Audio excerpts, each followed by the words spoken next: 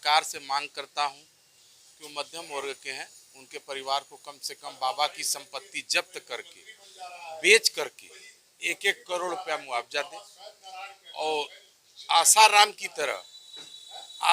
तरह कानून बनाकर बाबा को अंदर करें। पाखंड चल रहा है ये, और सबसे बात ये जो बाबा है ये किसी धर्म का नहीं है, ये भगवान को भी नहीं मानता, ये किसी को भी, ये अपना ही फोटो हर जगह लगाता है कि मैं ही सब कुछ हूँ, मैं जो कहूँगा वही होगा। और देश की अनपढ़ जनता जो है वो इनकी नहीं, इसकी अनुयायी है, और सभी लोगों को ये बेवकूफ़ बनाता है। देश में फर्जी बाबाओं का इस समय मकर जाल फैला हुआ है। नहीं है, बहुत इफरात दौलत आ रही है, जहाँ करोड़ों अरबों रुपए की जो दौलत आ रही है तो उसमें टैक्स सरकार लेगी तो सरकार को देखिए रेवेन्यू का ही फायदा होगा। लेकिन आप उनकी सोचिए जो बेचारे मर गए, जो दलित पुतरे थे, लोग थे वहाँ पे, जो ये पीड़ा अपना व्यक्त करने जाते कि आज बाबा के पास मैं जाऊँगा तो मेरी पीड़ा खत्म हो जाएगी। तो ये बताइए, तो भगवान की मूर्ति हमारे यहाँ खड़ी हुई है, बाबा विश्वनाथ बगल में है, लोगों को यहाँ आना चाहिए। एक आदमी जो खुद ही मृत्यु लोक में बैठा हुआ है, वो अपनी ही जो स्थिति नहीं बता सकता है, वो लोगों का दुख दर्द क्या काम करेगा। हाथरस कांड को लेकर काशी के लोग क्या सोचते हैं, जबकि 122 लोग उसमें मृत्यु हो गए। क्या मानते हैं हाथरस कांड को लेकर, क्या कहेंगे आप? पहली बात तो देख लें, मैं आपको बताना चाहता हूँ कि जितने भी संत हैं और जिनके माया जाल में हमारे घर के महिलाएं और पुरुष जो अंधविश्वास की तरह उनके पीछे पीछे भागते, पहले तो उनको मैं ये निर्देश और अनुमोदन उनसे निवेदन करता हूँ, कृपया ऐसे माया जाल में न पड़े। ठीक है। दूसरा बात कि कोई भी सत्संग करने वाला, संत समागम करता है या संत है, वो बिल्कुल किसी न किसी राजनीतिक पार्टी से जुड़ा है। नहीं तो आज तक इतने बड़ी विभत्स कांड हुआ जिसमें करीब 121 या 125 लोग लमसम मरे हैं। तो इसका, और वो बाबा अभी फरार हैं। आज आप कह रहे हो कि बैक हिस्ट्री ये मालूम है, तब कहाँ थे आप? तब शासन तंत्र और मीडिया कहाँ थी? पहले परमिशन देने से पहले उसकी खुफिया तंत्र से नहीं मालूम किया? आपकी आईबी रिपोर्ट इतनी तेज है, शासन कहती कि मैं सबसे भ्रष्टाचार मुक्त हूँ और सभी को निर्देश करता हूँ और सभी के पीछे खुफिया तंत्र लगाया हूँ। और हमारी शासन सत्ता बैठ के क्या कर रही थी? बाबा आज 5-7 सालों से अपने आप को नारायण साकार बोलता था, यानी स्वयं को नारायण, और इस देश में सभी अपने आप को नारायण कहने वाले हैं। लेकिन इसका शासन ने कहीं उल्लेख और कहीं भी जांच नियंत्रण नहीं रखा कि तुम बाबा किस आधार पर बने हो। और आज जब पड़ गई तो बाबा की जानकारी हो रही है, तब कहाँ सोए थे?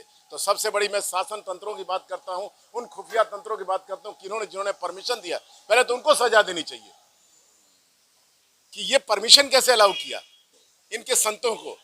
इनको तो बंद कर दें, ये बाजार भाव बंद कर दें, क्योंकि कहीं न कहीं ये सत्ताधारी या रूलिंग पार्टी या विपक्ष पार्टी इनसे मिलकर इनसे धन उगाही करती है। कहते हो कि तुम कुछ नहीं लेते हो, कोई पैसा नहीं लेते हो, कहाँ से आता तुम्हारा कारोबार? इतनी बड़ी विरासत बना लिया, इतनी बड़ी कोठी बना लिया, क्यों, कहाँ से बना लिया भाई, कहाँ से बना लिया? और इसी संबोधन के साथ मैं अपने शब्दों को विराम देता हूँ। और एक बात बताइए कि भोली भाली जनता फंस कैसे जाती है इन बाबाओं के चक्कर में? भाई देखिए, आपको दुनिया में हर आदमी लालची है। कोई अपने दुखों से लालच के बस जाता है कि मेरा दुख दूर हो जाएगा, कोई किसी बाबत चला जाता है, हर आदमी लालची है। स्वाभाविक स्वभाव, मनुष्य का स्वभाव ही लालच होता है। बता दूं मैं आपको कि मनुष्य का स्वभाव है लालच। ज़्यादा इसे महिलाएं परेशान रहती हैं, कभी अपने घर से, कभी अपने परिवार से, तो कहते हैं कहीं न कहीं हमें बाबा के शरण में जाएंगे तो हमको मिल जाएगा। कोई किसी न किसी माध्यम से माउथ वोकल आपको प्रचार किया, कहे नहीं बाबा यहाँ पर आपको बड़ा सुविधा देंगे। कोई रोग है तो इत्तेफाक से ठीक हो गया तो कहते भैया यही हमारे साकार हो गए, नारायण हो गए। तो इसी तरह से लालच और मोह में और उन लुलुप्सा को पाने की लालसा में ये बाबाओं की शरण में चली जाती हैं महिलाएं और पुरुष। सबसे पहले मैं हाथरस कांड में सभी मृतकों को श्रद्धा सुमन अर्पित करता हूं और सरकार से मांग करता हूं कि वो मध्यम वर्ग के हैं, उनके परिवार को कम से कम बाबा की संपत्ति जब्त करके, बेच करके 1-1 करोड़ रुपया मुआवजा दें और आसाराम की तरह कानून बनाकर बाबा को अंदर करें, तब वहां पे मृतकों को न्याय मिलेगा। अभी तक तो हम टाई वाले बाबा नहीं देखे थे। हिंदुस्तान में अब टाई वाले भी बाबा घूमते हैं, जिनके और खुद अपने आप को भगवान कहते हैं। शर्म आना चाहिए ऐसे बाबाओं को। जो अंधविश्वास फैलाकर गरीब लोगों को मार रहे हैं, भगदड़ मचवा के मरवा रहे हैं और खुद प्राइवेट आर्मी रखे हैं। क्या वहाँ की कानून व्यवस्था, मैं कानून व्यवस्था के ऊपर सवाल नहीं उठाऊंगा क्योंकि कोई ऐसा नहीं है वहाँ भाई को क्या गोरेगा। वो परमिशन लिया था, भीड़ ज़्यादा छूट गई, इसमें सरकार की LIU-IB फेल हो गई। मृत हमको तो मीडिया चैनलों में देखा कि जब मृत अस्पताल में भर्ती थे तो उनके हॉस्पिटल में टोकरियों में फल सजा के रखा गया था। हमको तो लगता है कि अधिकारियों को माननीय मुख्यमंत्री जी का भी डर खत्म हो चुका है। हम सरकार और भी सुनने में ये भी आया है कि उस बाबा जितने रोग उतने रंग का हैंड पाइप रखा था। ये क्या है? सरकार उसके हैंड पाइप का पानी निकलवा के उसी बाबा को पिलाए और पूछे आपको क्या तकलीफ है। हम तो सरकार से मांग करते हैं कि मृतकों को 1-1 करोड़ रुपया मुआवजा, बाबा की संपत्ति जब्त करके अब आसाराम की तरह, जैसे आसाराम जेल में सड़ रहे हैं उसी तरह कानून बना के। अच्छा, आपको नहीं लगता है कि इस देश में लगातार बाबाओं की संख्या लगातार बढ़ता जा रहा है? जहाँ भारत में पैसा कमाने का ये लोग अच्छा ट्रिक पकड़ लिए हैं, गरीब जनता परेशान है और महिलाएं परेशान हैं, कोई रोग से परेशान है, इलाज नहीं मिल पा रहा है तो सोच रहा है कि जाए बाबा के शरण में, हो सकता है बाबा हमको कोई प्रसाद आचार दे दे, हम सही हो जाएंगे। और हम तो फिर कह रहे हैं कि मैं किसी बाबा को नहीं मानता हूँ, बाबा वही है जिसका इंसानों से कोई मतलब नहीं है, वो इंसानों से दूर रहता है। ये लोग तो पाखंडी बहरूपिया हैं, कोई टाई पहन के बैठ के प्रवचन कर रहा है तो कोई नाच रहा है तो कोई बंसी बांसुरी बजा रहा है। ये क्या है? कोई गोदी में भक्तों को बैठाता है, ये क्या है? कोई जल छिड़कता है, ये क्या है? ये क्या हो रहा है? क्या कोई कार्यक्रम या आश्रम संचालन हो रहा है तो देश में जितने भी LIU-IB सब काम कर रहे हैं उनको नहीं पता है? उनको सख्त से सख्त कार्रवाई करना चाहिए। बाबा का बैकग्राउंड पता करना चाहिए। हमको तो ये सुन में है कि बाबा के खिलाफ को आगरा किसी थाने में मुकदमा दर्ज है, छेड़छाड़ या दुष्कर्म कुछ का मुकदमा भी इसके ऊपर दर्ज है। और ये बाबा पुलिस की नौकरी छोड़ के इससे अच्छा कमाई क्या है? क्या करता है बाबा? इन लोगों को सरकार पकड़े, जेल में डाले और इन लोगों को सजा के तौर पे 5 मंजिला मकान पे ईटा सुबह शाम 1-1 हजार चढ़वाए।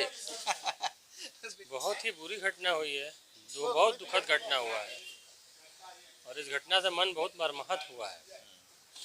देखिए, हमारे देश में अंधविश्वास बढ़ा रहे हैं ये लोग। ये जो बाबा चोला पहन के, टाई पहन के, चांदी के सिंहासन पर बैठ के, अपने वाइफ को बगल में बैठा के, ये सब जो ग्रामीण क्षेत्रों में गरीब जनता को, भोली भाली जनता को बरगला रहे हैं, ये तो सिर्फ अंधविश्वास पाखंड को बढ़ा रहे हैं भैया। इतनी बड़ी घटना हो गई। मुझे इस बात पर बड़ा दुख है कि हमारे देश में पक्ष हो या विपक्ष हो, सत्ता हो या विपक्ष हो, कोई भी नेता उस बाबा के खिलाफ कोई बयान जारी नहीं किया कि वो बाबा अपराधी है या वो बाबा की गलती है। इस तरीके का अंधविश्वास और ये सब पाखंड फैलाने का वो दोषी है, उसको गिरफ्तार किया जाएगा, उसका नाम तक किसी ने नहीं लिया।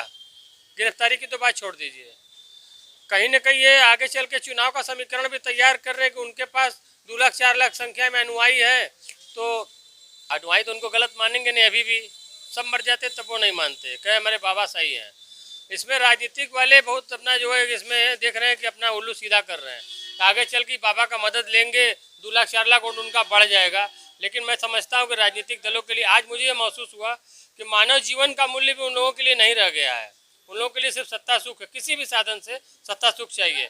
क्योंकि इस तरह बड़ी घटना के बाद जिस तरीके से भरतसना बाबा की होनी चाहिए थे, जिस तरीके से निंदा होनी चाहिए थी, गिरफ्तारी होनी चाहिए थे, एक्शन होने चाहिए था, किसी प्रकार का कोई काम नहीं किया गया, लचीलापन दिखाया गया है।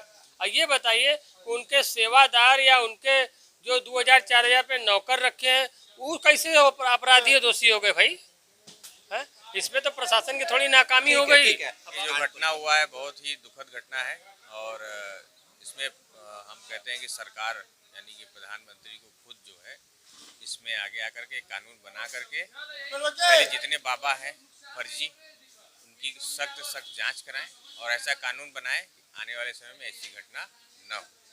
और इस बाबा को ऐसा सबक सिखाएं कि जो है सभी बाबाओं को जो है एक वो मिल जाए कि नहीं ऐसा गलत करने से जो है ऐसी सजा मिलेगी।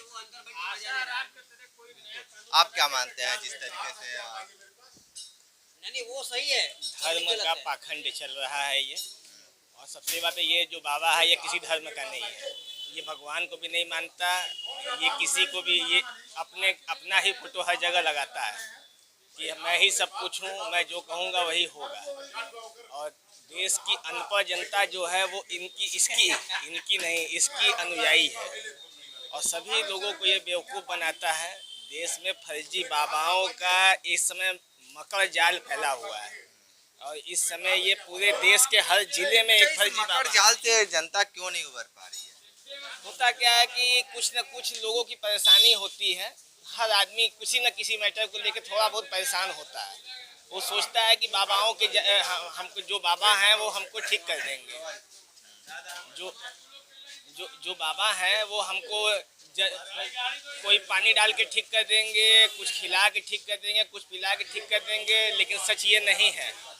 हर चीज़ का इलाज होता है। ये थोड़ा ना है कि पानी डाल देंगे तो ऐसे से उछलने लगेंगे, सही हो जाएंगे। देश में 99% बाबा जो हैं सब फर्जी हैं, सभी धर्म के, किसी एक धर्म के नहीं, सारे बाबा फर्जी हैं। इनका केवल एकमात्र है बेवकूफ़ बनाओ, पैसा कमाओ, राजयोग का आनंद। हाथरस कांड को लेकर जो 122 लोगों की मृत्यु, में हम यही कहना चाहेंगे, हिंदुस्तान का परिवेश आस्था के प्रति लोग लगे रहते हैं और हिंदुस्तान में सबसे बड़ा कारोबार धर्म का कारोबार है। जो व्यक्ति धर्म बेचता है वो हमेशा सफल रहता है। तो जो सदियों से परंपरा आ रही है आस्था की आड़ में जो इस टाइप के जो धूर्त बाबा लोग हैं उन्होंने जनता को टारगेट किया और जनता को टारगेट करने के बाद वो सत्संग करते रहते हैं, उससे पैसा कमाते रहते हैं। जैसा कि कल समाचार पत्रों के माध्यम से और टीवी के माध्यम से देखा गया कि बाबा दूध से नहाता था, लोग उसकी जो है दूध के खीर बना के खाते थे। तो इसको आप क्या कहेंगे कि लोग कहाँ जा रहे हैं और लोगों की सोच कहाँ जा सरकार रही है? क्यों नहीं करे कि जितने बाबा है सत्संग कर रहे हैं तो इनके लिए 200%, 300% टैक्स लगा देते तो हो सकता था कुछ नया चीज होता। टैक्स कोई सोल्यूशन नहीं है। बहुत इफरात दौलत आ रही है। जहाँ करोड़ों अरबों रुपए की जो दौलत आ रही है तो उसमें टैक्स सरकार लेगी तो सरकार को देखिए रेवेन्यू का ही फायदा होगा। लेकिन आप उनकी सोचिए जो बेचारे मर गए, जो दलित पुतरे थे, लोग थे वहाँ पे, जो ये पीड़ा अपना व्यक्त करने जाते कि आज बाबा के पास मैं जाऊँगा तो मेरी पीड़ा खत्म हो जाएगी। तो ये बताइए, तो भगवान की मूर्ति हमारे यहाँ खड़ी हुई है, बाबा विश्वनाथ बगल में है, लोगों को यहाँ आना चाहिए। एक आदमी जो खुद ही मृत्यु लोक में बैठा हुआ है वो अपनी ही जो स्थिति नहीं बता सकता है, वो लोगों का दुख दर्द क्या काम करेगा? तो ये सारी चीज़ें लोगों को भी समझना जरूरी है। लिटरेसी का अभाव है हमारे यहाँ, लोग जानते नहीं, समझते नहीं। कोई बोलता है यार यहाँ जाओगे, इस मंदिर को पूजोगे, इस पेड़ पे लगा दोगे तो तुम्हारी पीड़ा दूर हो जाएगी। पीड़ा जो दूर होती है भैया कर्म करने से होती है, काम करने से होती है। ऐसा नहीं कि कोई व्यक्ति जो हाथ रख दिया तो उसकी पीड़ा दूर हो गई। तो ये चीज़ लोगों को समझना जरूरी है कि ये सब धूर्त बाबाओं के चक्कर में ना पड़ के अपने कर्म पे काम करें। जो सिद्ध पुरुष हैं वे जनता से दूर रहते हैं, इंसान से दूर रहते हैं। ये पाखंडी बाबाओं के चक्कर में लोग न पड़े। हम ये पाखंडी बाबाओं को चैलेंज करते हैं। मैं एक हरा पेड़ ला कर आ रहा हूँ, रख दे रहा हूँ मेरे सामने, अगर वो बाबा अगर उस पेड़ को तुरंत सुखवा देता है तो मैं उसका भक्त बन जाऊँगा। हम इन लोगों से अभी फर्जी बाबाओं से अनुरोध कर रहे हैं कि अपना कारोबार करें, छोड़ दें धर्म का आड़ छोड़ दें, और नहीं तो सरकार कोई कानून लाएगी तो इन लोगों को अंदर जेल की चक्की पीसना पड़ेगा। तो देखिए हाथरस कांड को लेकर काशी के लोगों ने बहुत सारी बातें बताई है। सीधे तौर पे इनका यही कहना है कि जितने भी मृत्यु लोग हैं उनको जो बाबा की संपत्ति है उसको बेचकर 1 करोड़ का मुआवजा दें। ग्राउंड जीरो से रिपोर्ट कर रहे थे तो हमारे साथ बने रहे कांडी बनारसी के साथ में दीजिए इजाजत। नमस्कार।